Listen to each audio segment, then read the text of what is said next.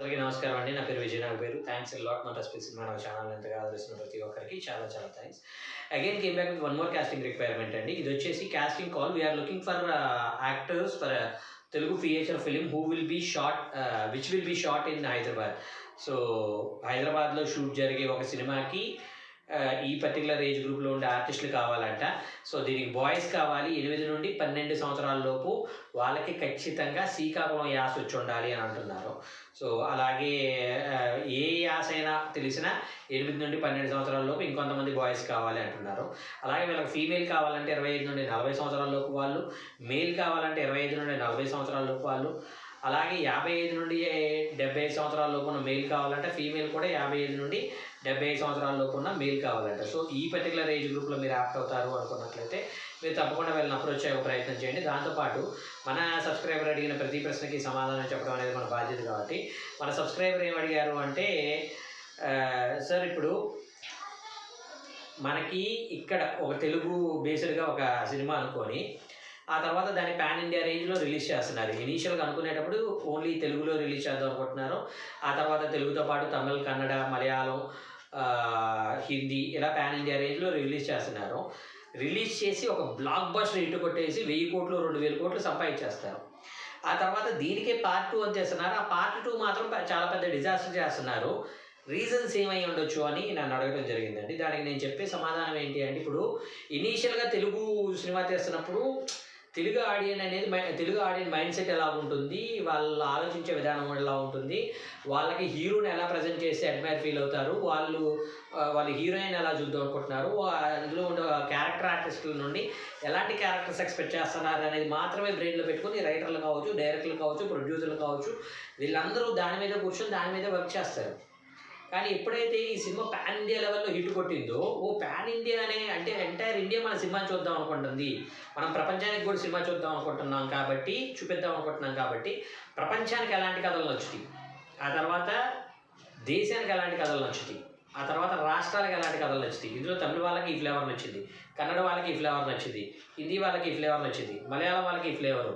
So ఇది India అనేది వదిలేస్తే ఆ తర్వాత ఆ ఫారిన్ కంట్రీస్లో వీళ్ళకి ఈ ఫ్లేవర్స్ నచ్చుతాయి అని ఒక ఇదిలో ఏం చేస్తారు అంటే, ఆ ఫ్లేవర్స్ అన్నీ తీసుకొచ్చి ఇన్కార్పొరేట్ చేయడానికి ట్రై చేస్తారు. ఇక్కడ మనం మెయిన్గా గుర్తుపెట్టుకోవాల్సింది ఏంటంటే, మన ముద్దపప్పు ఆవకాయ వాళ్ళకి విపరీతంగా నచ్చుతుంది, మన హైదరాబాదీ బిర్యానీ వాళ్ళకి విపరీతంగా నచ్చుతుంది. సో ఆ తర్వాత ఇదే హైదరాబాదీ వాళ్ళు తినడానికి, హైదరాబాదీ బిర్యానీ కావచ్చు, ముద్దపప్పు ఆవకాయ కావచ్చు తినడానికి వాళ్ళు వచ్చినప్పుడు, ఒరే వీడు నార్త్ నుండి వచ్చాడు కాబట్టి వీడికి ముద్దపప్పు ఆవకాయతో పాటు చపాతీ పెడదామా, లేదంటే రాజ్మా పెడదామా, లేదంటే శనగల కూర వండి పెడదామా అని ఆలోచించడం అనేది మన తప్పు. వాళ్ళు అక్కడ ఇది తినడానికి ఇష్టపడక మన దగ్గరకు వచ్చి బిర్యానీ ఆర్డర్ చేస్తుంటే, బిర్యానీలో మన వాళ్ళు ఏం చేద్దాం అనుకుంటున్నారు, రాజ్మా, శనగకూర, లేదంటే కొంచెం స్వీట్ మొత్తం పెడదాం అనుకుంటున్నారు. వాళ్ళు బిర్యానీ తిందాం ఫిక్స్ అయ్యి వచ్చినప్పుడు మీరు బిర్యానీ మాత్రమే పెట్టాలి తప్పించి, ముద్దపప్పు ఆవకాయ మాత్రమే పెట్టాలి తప్పించి, మళ్ళీ మీరు నార్త్ స్టేట్స్లో ఏది ఇష్టపడతారు అనేది మీరు చూడకూడదు అనేది నా ఒపీనియన్. సో నీ సినిమాని అంత పెద్ద హిట్ ఎందుకు చేశారు? ద ఓన్లీ రీజన్ నీ సౌత్ సినిమా అనేది వాళ్ళకి విపరీతంగా నచ్చింది. నువ్వు అలాగే సినిమా అంతే తప్పించి వాళ్ళకి నచ్చేటట్టు నీ కథను మార్చుకుంటా, అవుట్ ఆఫ్ కంట్రీస్ నచ్చేటట్టు నీ కథను మార్చుకుంటా వెళ్ళావు అంటే, నువ్వు ఏదైతే నచ్చుతున్నావు అది వాళ్ళకి ఫర్దర్గా నచ్చట్లేదు అని అర్థం. సింపుల్ థింగ్ ఏంటి అంటే, ఇంకా మీకు అర్థమయ్యేటట్టు చెప్తాను. మనం చాలా ఇష్టపడి ఒక అమ్మాయిని పెళ్లి చేసుకుంటాం. ఎందుకు అంటే ఆ అమ్మాయి మనకి విపరీతంగా నచ్చుతుంది. నచ్చిన తర్వాత ఆ అమ్మాయి అలా ఉంటే బాగుంటుంది అని అనుకుంటాం. కానీ ఆ అమ్మాయి మన లైఫ్లోకి వచ్చిన తర్వాత అలాగ ఎప్పుడైతే అంటే ప్రీవియస్ టైంలో ఎలాగైతే ఉందో అలాగ ఎప్పుడైతే మనం మిస్ అవుతున్నామో, అరే ఇది కాదు కదా నేను ప్రేమించిన అమ్మాయిని ఫీల్ అవటం మొదలు పెడతాం. ఫర్ ఎగ్జాంపుల్ ఆ అమ్మాయిలో ఉండే జోవియల్స్నెస్ కావచ్చు, లేదంటే ఆ అమ్మాయిలో ఉండే చిలిపితనం కావచ్చు, చిన్నపిల్ల మనస్తత్వం కావచ్చు, మీ దగ్గర అలగటం కావచ్చు, మీ దగ్గర నుండి సంథింగ్ ఎక్స్పెక్ట్ చేయటం కావచ్చు, ఈ మొత్తం మీరు బాగా నచ్చుతున్నాయి. ఆ తర్వాత ఆ అమ్మాయి మీ దగ్గరకు వచ్చిన తర్వాత మిమ్మల్ని హింసించడం కావచ్చు, మిమ్మల్ని టార్చర్ చేయడం కావచ్చు, నువ్వు మొగుడుగా అంటాం కావచ్చు, ఇవన్నీ మీకు చాలా టార్చరస్గా ఉంటాయి. సో అలా మారిన అమ్మాయిని మీరు ప్రేమించట్లా, మీరు ఉన్న అమ్మాయిని ప్రేమిస్తున్నారు, లైఫ్ టైం అలాగే ఉంటుందని ఒక ఎక్స్పెక్టేషన్తో ఉన్నారు. సో నేను మీరు అడిగిన క్వశ్చన్ ద్వారా ఈ వీడియో చూస్తున్న ఆ రెస్పెక్టివ్ డైరెక్టర్లు ఎవరైనా చూసినా కానీ, ఆ రెస్పెక్టివ్ ప్రొడ్యూసర్లు ఎవరైనా చూసినా కానీ వాళ్ళందరికీ చెప్పదలుచుకున్నది కూడా ఒకటే సింపుల్ థింగ్ ఏంటి అంటే, మీ సినిమా మీరు ఏదైతే సినిమా తీశారో ఆ సినిమా మాత్రమే వరల్డ్‌కి నచ్చింది, ప్రపంచానికి నచ్చింది. మీరు తెలుగు వాళ్ళని బ్రెయిన్‌లో పెట్టుకొని తీసిన కథ ఏదైతే ఉందో అది ప్రపంచానికి నచ్చింది. మళ్ళా ప్రపంచాన్ని మీరు బ్రెయిన్‌లో పెట్టుకోవద్దు అనేది నేను చెప్పేది. సో, మీకు తెలుగులో వాళ్ళని బ్రెయిన్‌లో పెట్టుకొని సినిమా తీయండి, అది ఆటోమేటిక్‌గా నచ్చింది. ఇప్పుడు సింపుల్ థింగ్ ఏంటంటే, మీకు ఇంకా అర్థం అవ్వడం కోసం చెప్తా. అడవిశేష్ సినిమాలన్నీ మనకు తెలుగులో విపరీతంగా హిట్లు అవుతాయి. ఇదే పాన్ ఇండియా లెవెల్‌లో తీస్తే అడవిశేష్ సినిమాలు అనుకున్న రేంజ్‌లో హిట్ అవ్వవు. ఎందుకు అంటే అడవిశేష్ లాంటి సినిమాలు వరల్డ్ ఆల్రెడీ చూసేసింది. మన తెలుగు వాళ్ళకేంటంటే తెలుగులో ఫర్ ద ఫస్ట్ టైమ్ వస్తుంది అనే ఒక ఇదిలో ఉంటాయి. సో, అది నేను చెప్పేది. వరల్డ్ సినిమా చూసేలాగా మనం ఎప్పుడు తీయకూడదు. మన తెలుగు సినిమాని వరల్డ్ సినిమా పరిచయం చేయాలి అనేది నా ఒపీనియన్. హోప్ మీకు అర్థమైంది అనుకుంటున్నాను.